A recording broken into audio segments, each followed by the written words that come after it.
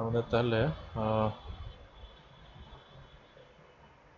40 SEO terms you must know, এখানে 40টা আছে না অনেক বেশি আছে, অ্যালফাবেটিক্যালি সাজানো আছে এগুলি। হ্যাঁ, তো আমরা শুরু থেকে ইয়াগুলো শুরু করি যেগুলো নিউমেরিক যেগুলি, হ্যাঁ অ্যালফাবেটিক্যালি পরে যাই, নিউমেরিকগুলো আগে 0 থেকে 9 পর্যন্ত যেগুলো আছে, যেমন 301 রিডাইরেক্ট।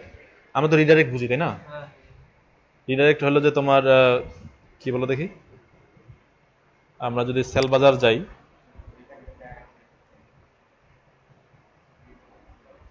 sellbazaar.com যাই, তাহলে কোথায় যাবে? CLL বানানটাতে ভুল হয়েছে, সেল বাজার।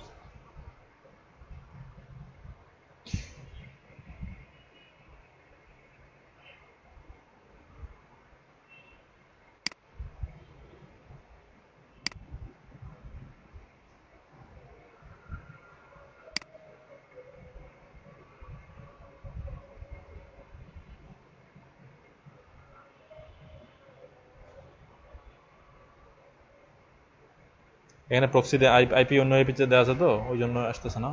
অন্য ব্রাউজারে যাই, আমার পার্সোনাল ব্রাউজারটাতে।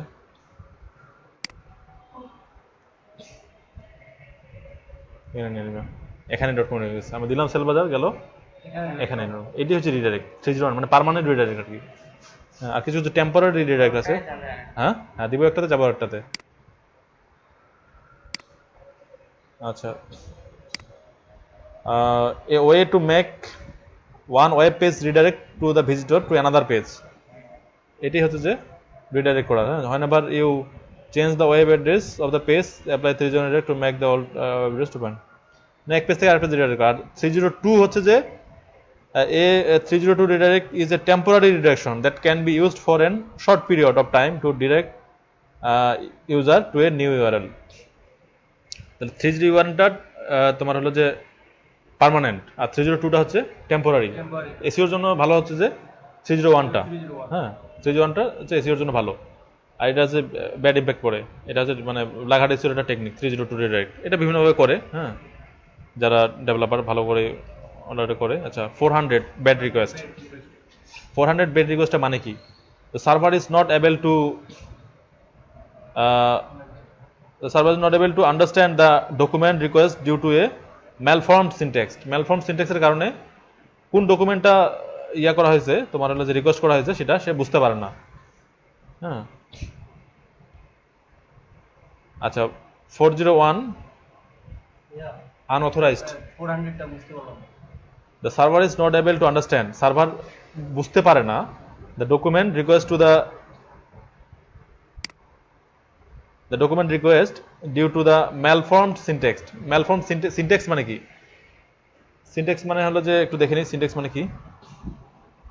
ম্যালফর্ম মানে তো বুঝো, মানে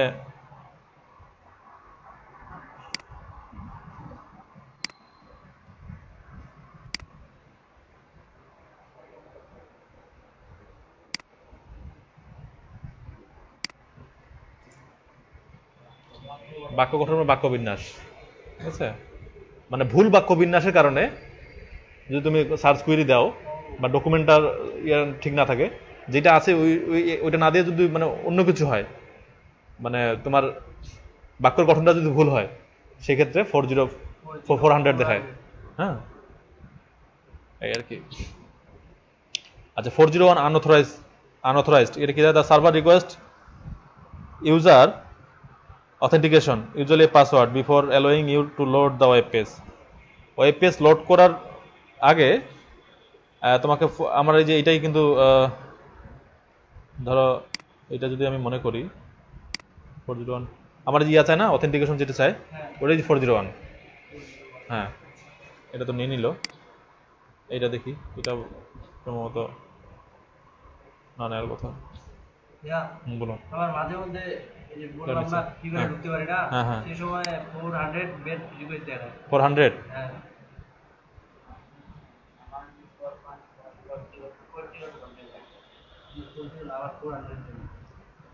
আচ্ছা, এইটা তোমার হলো যে একবার দেখে নিই। 400 bed request, তো the server is not able to understand the document request due to a malformed syntax. তোমার সম্ভবত তোমার 40400 দেখায়।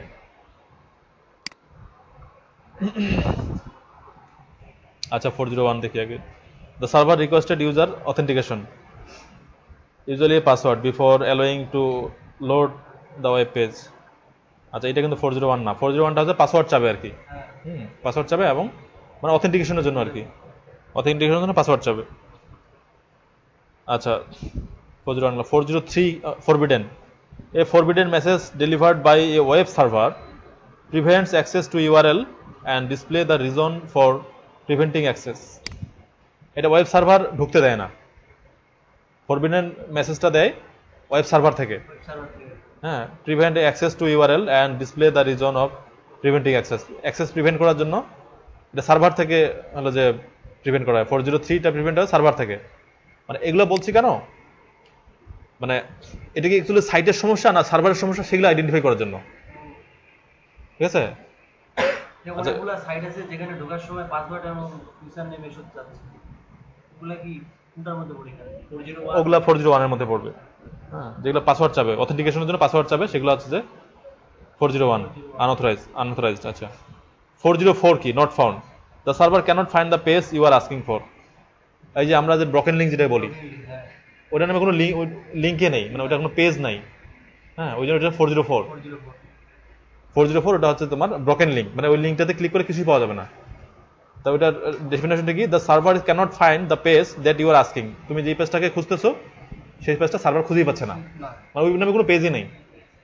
পেজ নেই কেন, যে লিঙ্কটা ব্রকেন হয়ে গেছে, ব্রকেন হয়ে তো লিঙ্ক পেজ থাকবে না। আচ্ছা 500 এরর, 500 এররটা কি? This usually means the website has crash. হ্যাঁ, ক্রাশ মানে ক্রাশ হওয়া, মানে ভেঙে গেছে কোথাও, ঠিক আছে, পুরোটা নষ্ট হওয়া। ক্রাশ মানে কি, মানে পুরোটা একদম ভেঙে গেছে, মানে পুরো সাইটেরই সমস্যা। হ্যাঁ পুরো সাইটের সমস্যা, সাইটটা পুরোটা ক্রাশ হয়ে গেছে, সব মানে ডাটাবেস ক্রাশ হয়ে গেছে, অথবা তোমার কোডিং এর ভিতরে কোনো গন্ডগোল হলে সাইট ক্রাশ করে। তাহলে এই এই রিজনগুলো থাকলে বোঝা যাবে যে কোনটা সমস্যা। এটা হলো যে তোমার সাইটের সমস্যা, এটা কিন্তু সার্ভারের সমস্যা না, এটা সাইটের সমস্যা। আর এগুলো হচ্ছে সার্ভারের সমস্যা। হ্যাঁ, আর ফরবিডেন মেসেজটা সার্ভার দেখায়। আর 404 এটা হচ্ছে লিঙ্কের সমস্যা, ঠিক আছে? এগুলো বুঝতে হবে যে তোমার কোনটা কি। তোমার 404 তুমি মনে করো সাইটের সমস্যা, এটা কিন্তু সাইটের সমস্যা না, এটা হচ্ছে তোমার লিঙ্কটা ব্রকেন হয়ে গেছে। তাহলে এই ট্রামগুলো দেখে বুঝতে হবে যে কি কি সমস্যা হচ্ছে। হ্যাঁ, তোমার যদি তুমি 404 মানে কিছুই বোঝো না, এখন তো বুঝবা যে এটা 500 এরর, মানে এটা কিন্তু এসইও প্রবলেম না, এটা সার্ভারের প্রবলেম। হ্যাঁ, সার্ভার সরি, এটা হলো যে পেজের প্রবলেম বা সাইটের প্রবলেম। হ্যাঁ, সাইটটা ক্র্যাশ করছে, তার মানে কি তখন কি আর নতুন করে ওয়ার্ডপ্রেস সেটআপ দিতে হবে? পুরো সাইটের ডাটাবেস ব্যাকআপ নিয়ে, মানে ডাটাবেস ডিলিট করে দিয়ে নতুন করে সাইট সেটআপ দিতে হবে। হ্যাঁ, 500 এররের মানে। আর 403 ফরবিডেন এগুলো তো বুঝলাম, তাহলে মোটামুটি এগুলো ক্লিয়ার, ঠিক আছে? এগুলো দেখে আমরা বুঝবো যে কোনটা সাইটের সমস্যা, কোনটা পেজের সমস্যা, কোনটা সার্ভারের সমস্যা, এটা বোঝা যাবে। এর বাইরে কিন্তু কিছু নাই। আচ্ছা গেল, এটা আমি ছোট ছোট ভিডিও করতেছি।